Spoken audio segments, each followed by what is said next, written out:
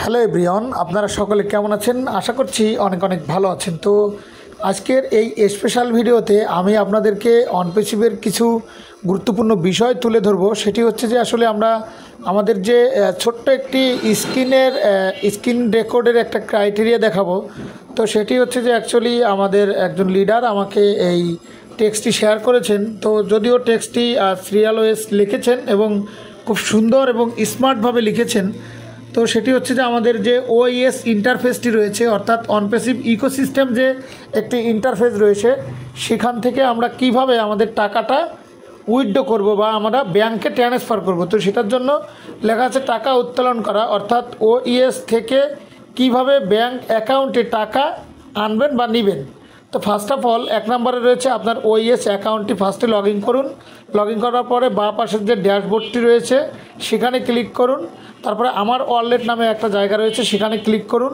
তারপরে রয়েছে আমার ওয়ালেটে আবার ক্লিক করুন। তারপর পে আউটে ক্লিক করুন এবং তারপরে রয়েছে নেক্সটে ক্লিক করুন এবং তারপরে রয়েছে ব্যাংক অ্যাকাউন্টে ক্লিক করুন এবং আপনার দেশ অর্থাৎ আমাদের যে কান্ট্রি রয়েছে সেটি নির্বাচন করুন। আমরা যে দেশ থেকে যে রয়েছেন, ইন্ডিয়া হতে পারে, বাংলাদেশ হতে পারে বা আদার যে কোনো কান্ট্রি, দেশের বাইরে যারা রয়েছেন তাদের এনআইডি বা তাদের যে সিস্টেম ওয়েস যে কার্ড রয়েছে সেটা লিখুন। তারপরে অ্যাকাউন্ট হোল্ডারের নাম অর্থাৎ অ্যাজ পার এনআইডিতে যে নামটি রয়েছে সেই নামটি দিবেন এবং এখানে আরেকটা জিনিস রয়েছে ব্যাংক অ্যাকাউন্ট নাম্বার লিখুন, মানে আপনি যেই ব্যাংকে অ্যাকাউন্ট খুলেছেন, কারেন্ট সেভিং যেই অ্যাকাউন্ট হোক সেই অ্যাকাউন্টের নাম্বারটি এখানে লিখবেন। তারপরে আবার লেখা রয়েছে পুনরায় ব্যাংক অ্যাকাউন্ট নাম্বারটি লিখুন, অর্থাৎ প্রথম যে অ্যাকাউন্ট নাম্বারটা লিখবেন সেটি দ্বিতীয় বক্সে আবার লিখবেন এবং কোন ব্যাংকে আপনি অ্যাকাউন্ট খুলেছেন 1 of 2তে লেখা রয়েছে আপনার ব্যাংকের নাম লিখুন, মানে যেই ইসলামী ব্যাংক হতে পারে, ফার্স্ট সিকিউরিটি হতে পারে, আইএফসি হতে পারে, স্ট্যান্ডার্ড চার্টার। তো যার যেই ব্যাংক সেটা দিবেন এবং সেটা কোন শাখা অর্থাৎ সেটা যেই শাখার আন্ডারে রয়েছে সেই শাখার নামটি লিখুন। তারপরে রয়েছে ব্যাংকের শাখার সুইফট কোড, অর্থাৎ সুইফট কোডটা হচ্ছে যে আপনার যখন টাকাটা প্লেসমেন্ট হবে যেই সুইফট কোডের মাধ্যমে ওই ব্যাংকের সুইফট কোডটি আপনার এখানে বসাতে হবে, যেই ব্যাংকে আপনার অ্যাকাউন্ট খোলা রয়েছে তো সেখানে আপনার ওই সুইফট কোডটি বসিয়ে দিতে হবে। তো এখানে আরেকটা বিষয় রয়েছে, মুদ্রা হলো ইউএসডিটি, মানে আমরা যেই কারেন্সিতে টাকাটা কনভার্ট হয়ে ব্যাংকে ঢুকবে বাংলা, সেটা হচ্ছে যে ইউএসডিটি এবং $500 হতে হবে মিনিমাম। $500 হলে উইথড্র করা যাবে। তো নেক্সট, তারপরে ওটা $500 দেওয়ার পরে আমরা নেক্সটে ক্লিক করুন নামে একটি কথা রয়েছে, সেটা করব। তারপরে লিখতে হবে যে আপনার শনাক্তকরণ উপায় আন্তর্জাতিক পাসপোর্ট বা জাতীয় পরিচয়পত্র বা ড্রাইভিং লাইসেন্স আপলোড করতে হবে।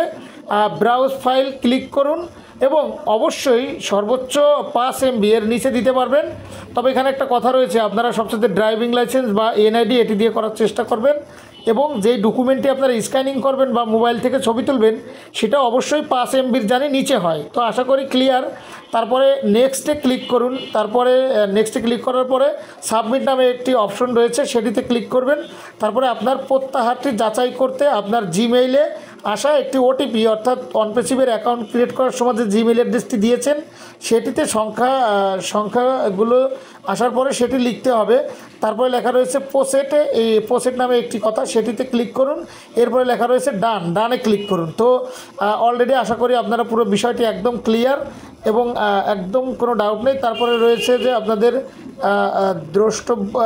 বিশেষ দ্রষ্টব্য, আপনার ব্যাংক অ্যাকাউন্টে টাকা পেতে আপনাকে অবশ্যই অপেক্ষা করতে হবে, কারণ আমরা যখন ইউটিউব থেকে টাকা তুলি বা আদার যে সমস্ত মার্চেন্ট থেকে টাকা তুলি সেটির অবশ্যই একটা টাইমিংয়ের ব্যাপার থাকে।